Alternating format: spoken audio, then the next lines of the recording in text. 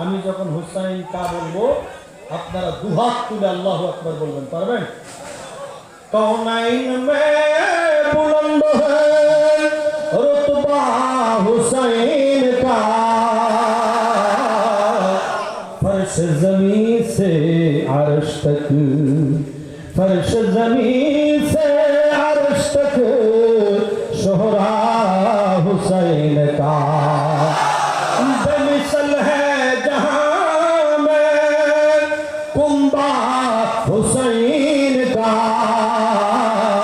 अरे सुल्तान दो जहां है, सुल्तान दो जहां है, नाना हुसैन का। এই দায়িত্ব ইমাম হুসাইন কাদের মধ্যে নিলেন, নিয়ে যখন তিনি কারবালার ময়দানে শহীদ হচ্ছেন, জুমার দিনে 10 তারিখ আশুরা, মুহররমের 10 তারিখ আশুরার দিন 10 তারিখে মাওলা হুসাইন যখন শাহাদাত বরণ করবেন, ওই সময় উনি যুদ্ধের ময়দানে যখন নেমে যাচ্ছেন, তাঁবুর মধ্যে কোনো যুবক বাকি নাই, একমাত্র ইমাম জয়নুল আবেদিন। উনি মাত্র অসুস্থ, 18 বছরের জয়নুল আবেদিন অসুস্থ শরীর হেলতে দুলতে বাবার কাছে চলে আসলো, এসে বলল, আব্বাজান কেউ আর নাই, আমি একা একা, আপনার শাহাদাত আমি চোখে দেখতে পারবো না। আমার ছোট ভাই আলী আসগর কিভাবে শহীদ হয়েছে পানির জ্বালায়, সেটাও তো আমি দেখেছি, আমি কোনোটাই সইতে পারি না। এরপরে আপনি বিদায় নেবেন, আমি সহ্য করতে পারবো না, চোখে দেখতে পারবো না, আপনি আমাকে বিদায় করে দেন, আমি একা যুদ্ধের ময়দানে চলে যাই, কাফেরদের সাথে যুদ্ধ করি, ইয়াজিদ বাহিনীর সাথে আমি যুদ্ধের ময়দানে নেমে যাব। তখন ইমাম হুসাইন দেখে বলেছিলেন, ও আব্বাজান, ও জয়নুল আবেদিন, তোমার কপালের মধ্যে আমি হুসাইন দেখতে পাচ্ছি, কিয়ামত পর্যন্ত যত আওলাদ রাসূল আসবে এই বংশটা তোমার কপালের মধ্যে দেখা যায়, তোমাকে যুদ্ধের ময়দানে যেতে দিব না। আমার আল্লাহর রাসূল আমার নানা জানের আওলাদ তোমার মাধ্যমে কিয়ামত পর্যন্ত জারি হবে। আমি তোমাকে বলে দিচ্ছি, তোমার কাছে আমার কথা হলো, তুমি যা যা কারবালার জমিনে দেখেছো, এগুলো মদিনাতুল মুনাওয়ারায় যায়া আমার নানা জানের দরবারে রওজায়ে তাহারে হাজিরি দিয়া আমার নানা জানকে এই দৃশ্যগুলো বলবা। আমি তোমার বাবা, আমি বিদায় নেই, তিনি যুদ্ধের ময়দানে নেমে যাচ্ছেন, কারবালার জমিনে নেমে যাচ্ছেন। ইমাম হাসান রাদিয়াল্লাহু তাআলা আনহুর জানাব ওনার বেল্ট, ভাইয়ের বেল্ট ছিল, ওই বেল্টটা উনি পরে নিলেন। বেল্ট পরার পরে নানা জানের দেওয়া, আল্লাহর হাবিবের দেওয়া, আল্লাহর দেওয়া উপহার, আমার নবী পাককে আল্লাহ পাক পাগড়ি উপহার দিয়েছিলেন, মেরাজের রাতে জুব্বা উপহার দিয়েছিলেন। ওই পাগড়িটা আল্লাহর হাবিব মাওলা হযরতে আলীকে দিয়েছিলেন, হযরতে মাওলা আলী ইমাম হাসানকে দিয়েছেন, ইমাম হাসান ইমাম হুসাইনকে দিয়েছেন। ওই পাগড়িটা নানা জানের পাগড়ি, আল্লাহর দেওয়া উপহারটা উনি মাথার মধ্যে পরে নিয়েছেন। আল্লাহু আকবার। যুদ্ধের ময়দানে নামার আগে নানা জানের পাগড়ি পরলেন। আমির হামজা রাদিয়াল্লাহু তাআলা আনহু ঢাল মোবারক ধরলেন, আব্বাজানের জুলফিকার তরবারি তিনি ধরলেন, নিয়ে এবার রেডি হয়ে সবার কাছে বিদায় চাচ্ছেন। নিজের স্ত্রী হযরতে শাহরবানুকে ডেকে বললেন, ও শাহরবানু, স্বামীর চেহারা শেষবারের মতো দেখে নাও, হুসাইন যুদ্ধের ময়দানে চলে যাবে, আর ফেরত আসবে না, কারণ কাফেররা ইয়াজিদ বাহিনীরা আমার রক্ত নেওয়ার জন্য বসে আছে। চেহারাটা শেষবারের মতো দেখে নাও।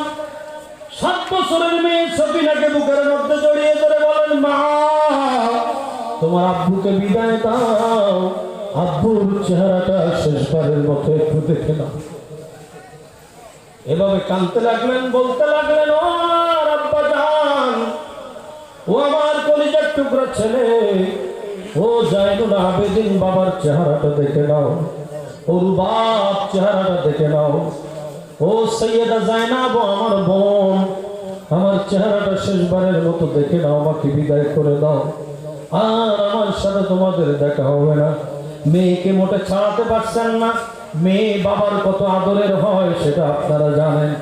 মেয়েকে সরাতে পারতেছেন না, মেয়ে জোর করে চেপে ধরে রাখছেন। বাবা কোথায় এই ময়দানে তুমি আমাদেরকে কাফেরদের সামনে, আপনার জালেমদের সামনে আমাদেরকে ফেলে চলে যাচ্ছে, এতিম করে চলে যাচ্ছে। বাবা তোমাকে বিদায় দেব না, তোমাকে যেতে দেব না। অনেক জোর করে ছাড়িয়ে বোন সৈয়দা জাইনাবের হাতে দিয়ে বললেন, হযরত ইমাম হুসাইন বললেন, ও সৈয়দা জাইনাব বোন রে, আমার মেয়ে সফিনা আমাকে যখন আর পাবে না, ওই সময় বড় কান্নাকাটি করবে, বড় কষ্ট পাবে, তোমাকে খুব জ্বালাতন করবে। তুমি জ্বালাতন করলেও যেন আমার মেয়েকে কোনো কষ্ট দিও না। আমার মেয়েকে তোমাকে অনেক কষ্ট দেবে, তবুও মেয়েকে তুমি সুন্দর করে বুঝিয়ে তুমি সহ্য করে সবর করে থাকবা। আমার মেয়েটাকে যেন কষ্ট দিও না। এই বিদায় নিয়ে ঘোড়ার পিঠে উঠে তিনি একটা খুতবা দিলেন যুদ্ধের ময়দানে, কারবালার জমিনে খুতবা দিলেন। ও ইয়াজিদ বাহিনী, ও ইয়াজিদ বাহিনী, চেয়ে দেখো আমি সেই হুসাইন, যেই হুসাইনের শরীরের মধ্যে রহমতের নবী চুমা দিতে দিতে আর জায়গা বাকি নাই। আল্লাহ বড় করে করে আল্লাহু আকবার। আমি সেই হুসাইন যাকে সালাম না দিলে নামাজ হয় না, বড় করে করে আল্লাহু আকবার। আমি সেই হুসাইন যার নাম খুতবার মধ্যে না বললে খুতবা হয় না। আজকে সেই হুসাইনকে শহীদ করার জন্য তোমরা পায়তারা করতেছো। আমর বিন সাদ ইয়াজিদের সৈন্যবাহিনীর মধ্যে সেনা প্রধান ছিল।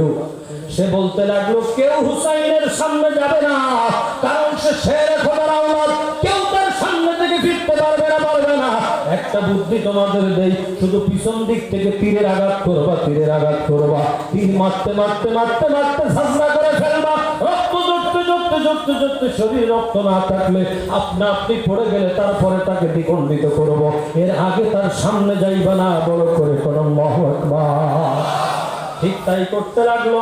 মাওলা হুসাইন কচুকানা করতে লাগলেন, কেউ সামনে টিকতে পারতেছে না, কিন্তু ওনার শরীর মোবারকের মধ্যে তীর মারতে মারতে, বর্ষার আঘাতে আঘাতে, তীরের আঘাতে আঘাতে শরীর মোবারক থেকে রক্ত মোবারক ঝরতে ঝরতে ঝরতে ঝরতে যখন আর রক্ত নাই, আস্তে করে তিনি জমিনের মধ্যে ঘোড়ার পিঠ থেকে পড়ে গেলেন। সেমার সেনান দৌড়ে এসে বুকের উপর চেপে বসলো। হযরত ইমাম হুসাইন বললেন, সেমার সেনান রে, তোরা তো জানো আজকে জুমার দিন, আজকে জুমার দিন আমি আল্লাহর সিজদা করব। জুমার দিনে আমাকে একটু সিজদা করার সুযোগ করে দে। আমি জানি তোরা আমাকে শহীদ করবি, আমার শরীরের মধ্যে আর কোনো রক্ত নাই। কোন অবস্থায় তিনি সিজদায়?